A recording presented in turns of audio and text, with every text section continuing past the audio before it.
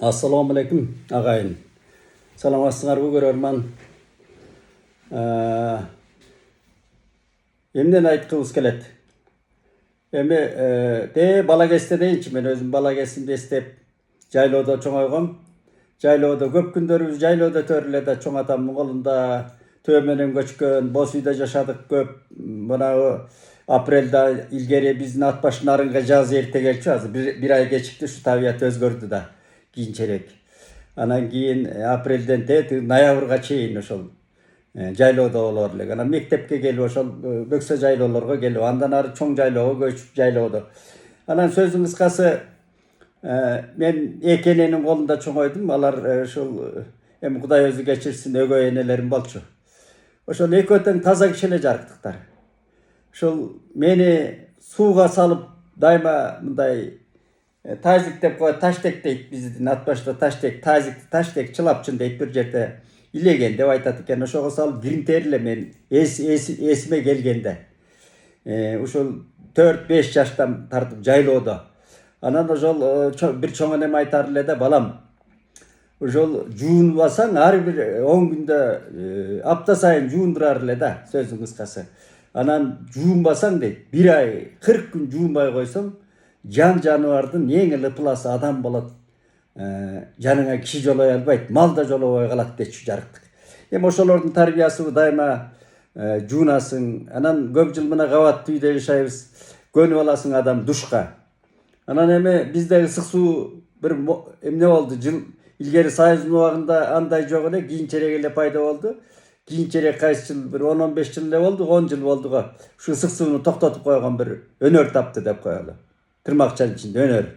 Эми мүмкүн ремонт жасап аткандыр, оңдоп түзөп аткандыр. Ал кезде эмнеге ошондой оңдоп түзөө болгон эмес. Мисалы үчүн Союздун убагында кийин деле. Анан эми азыркы мэр ошону дагы 10 күнгө узартып койду. Мурда 1 айга жабылчу. Азыр 10 күнгө дагы узартып, мэр мырза ушу өнүккөнүбүз ушубу. Бизде мына ысык сууну ушу 10 күнгө дагы 40 күнгө жаап салды. Жууна албайсың да. Жүдөп көп кабаттуу үйлөрдө жашагандардын баары жүдөп, эми колунан келген жана арестон коюп алат экен. Ушул жана кипятильникти сүйрөп жүрөбүз. Мына жетишкендик. Азыркы мэрдин жетишкенди кылып аткандагысы. Анан эртең менен мен талаага бассам аксакалдар сурап атпайбы, суу качан чыгат дейт. Мен мэрдин жанында жүргөнсүн. Сууга алар да жүдөп атат, эл жүдөп атат да. Мына мындай иштер, мына мындай нааразы, көңүлдү иренжиткен бир көрүнүштөр да. Анан кийин ушул аксакалдар эртең менен сурайт менден. Баса эми алардан мен качсам деле сурай берет экен жарыктыктар. Эми мен баарын билген Олиядан бетер, ой дүйшөн деп мен айланып тетиги парктын тиягынан качсам деле биягынан тосуп алышып, кээде саламдашып учурашасың да, аларды сагынасың көп жылдан бери ошо паркка чыгып жүргөн аксакалдар сейил бака. Анан эмне болуп атат?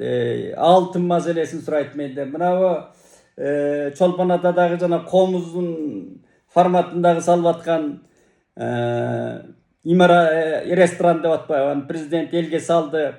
Анан кийин кече 90 канча пайыз макул ооба деди деп, мен ал 90% ооба деген уккан жокмун. Мисалы үчүн мен каршымын. Ыйык көлгө ошондой аны ташкыл керексиз деле салмак ошол. Жанагы рух ордодой керемет, гениалдуу архитектуранын ээси эмне ресторанды ошол ойлогон жок беле. Ресторанды өзбек тууган айткандай жүдө ойлогон, ташкыл керексиз. Ал ыйык көлдү ошол сыйлаган үчүн салган жок да. Ал эми кыргыз эли өзүбүздүн баягы ата бабаларыбыздан калган салттын бири ошол ысык көлдү сыйлоо, урматтоо болгон тууганым. Ошон үчүн эми ал жерге ресторан салып, ошон зарылчылыгы бар беле деген да. Андан да комуздун форматын жерге төшөп, андан башка формат жокпу. Эми ушундай бир мындай бир осол иштер болуп калат. Анан кийин алакан чаап, тиги бу туура эмес кылып алган экенбиз деп калабыз да. Ошон үчүн муну баягы көп ойлонуп туруп анан жасаш керек да мындай ишти. Ысык көл деген ал тамаша эмес.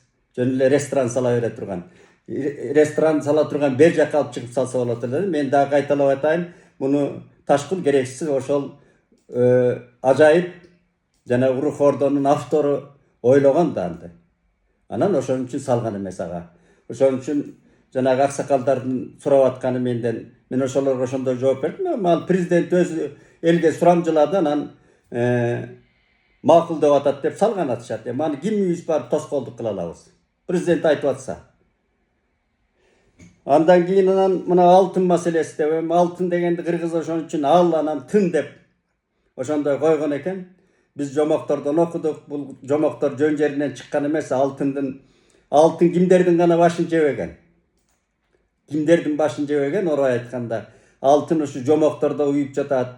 Анан кыргыз эли өзү биздин ушу жерлерибизде алтын барын билди бекен, илгерки кыргыз эли билген жокпу? Мен биле албайм, бирок кыргыз эли ушундай алтынга окшогон чырлуу байлыктардан өйдө болгон да. Мен ушинтип айтар элем. Мына Манаста да жок алтын жөнүндө. Жомоктордо болсо болор, бир да эпостордо, бир да поэмаларда анан алтын деген маселе бизде ушу кыргыз эли менимче мындан бийик турган да. Анан мына алтындын чыры болуп кетип атат. Албетте мен ал тиги сыртта жүргөн балдардын жанагыдай көрсөтүп аткандарына ишенбейм. Ишенбейм дейин. Бирок аксакалдар менден сурап атат. Жөн жерден сөз чыккан жок да бул алтын деп. Анан эми мурдагы дагы мына президенттин агасы Сабыр мырза тети кайсы жылдары жана алтын силикатты Турцияга барып кармаганбы? Андан дагы жанагы чоролор деп коелу. Ошо кездеги басма сөз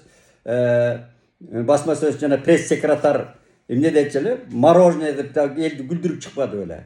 Ошондой да тамтаңдап адвокат болгон. Ошо чоролор, президенттин чоролору.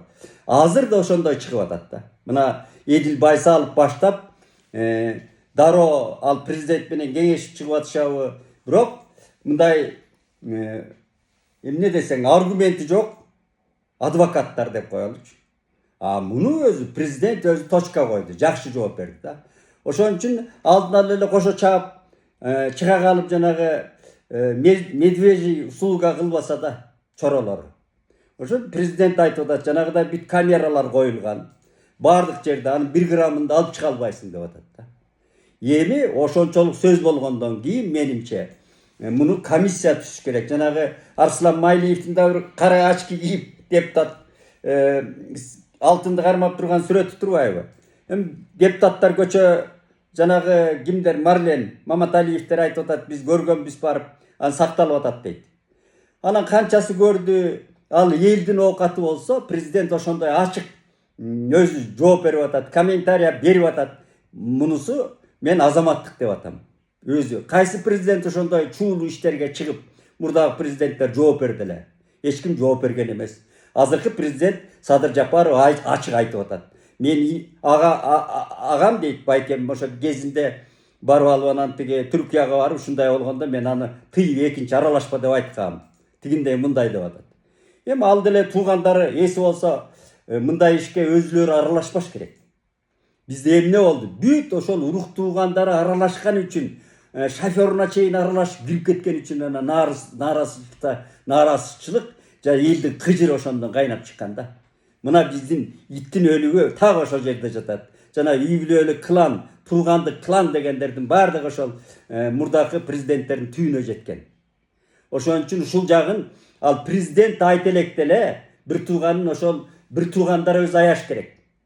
Таптакыр жолобош керек мындай, үй бүлө жолобош керек. Бала деген мээси болсо такыр жолобош керек мындай иштерге. Мына УКМКнын жетекчиси Камчыбек Ташиев дагы канча жолу айтып атат, биз эч кимди карабайбыз деп атат. Тууганыбызды дагы, үй бүлөбүздү дагы баардыгын мына баягы мындай мен ушундай түшүндүм, башыбызды сайдык дегендей. Ошо башын сайгандай иштер болуп атат да. Караларды чак түштү атылып атат. Эмне деген ажыдарлар кармалып атат. Бирок ошонун баардыгы барып келип эле жанагы элдин шамалдаган сөзүнөн оолак болуш үчүн бүт мыйзам чегинде. Мына Южный Корея дейли, Түштүк Кореянын мен тарыхын жакшы окудум. Буларда 6 президенти ушу демократиялуу деген, абдан гумандуу деген мамлекет өнүгүп бараткан жолунда 6 президенти камакка отурган. Ошонун 2-өө атылган. Көрдүңүзбү?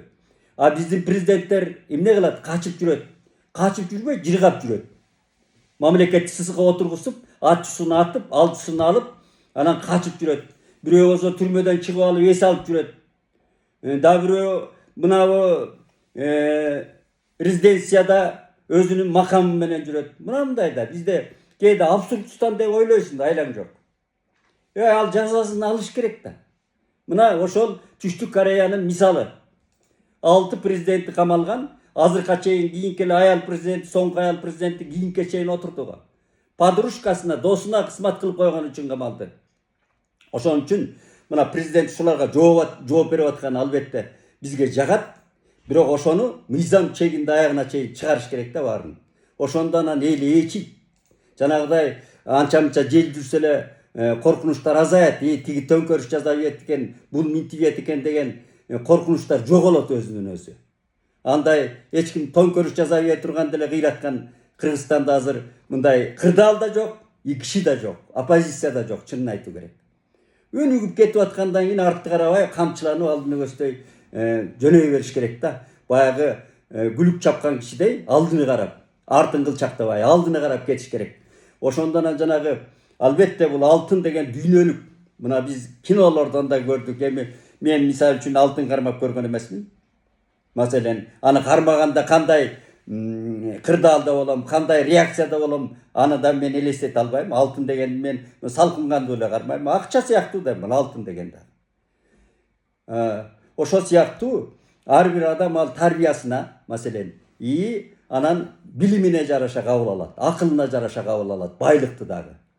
Анан эми мындай сөздөр болгондо, бер жактагы чоролор этият болсо да, эл аны президентке кызмат кылабыз деп тескери реакция кылып атат. Ошон үчүн президент мына элдин алдында жооп бергени жакшы иш болуп атат. Ошон үчүн аягына чейин дагы улам кайра мүмкүн ошол эл арасынан да комиссия түзүп, ошону көрсөтүү керек. Алтын каякта сакталып атат? Элдин байлыгы да. Эл журттун байлыгы.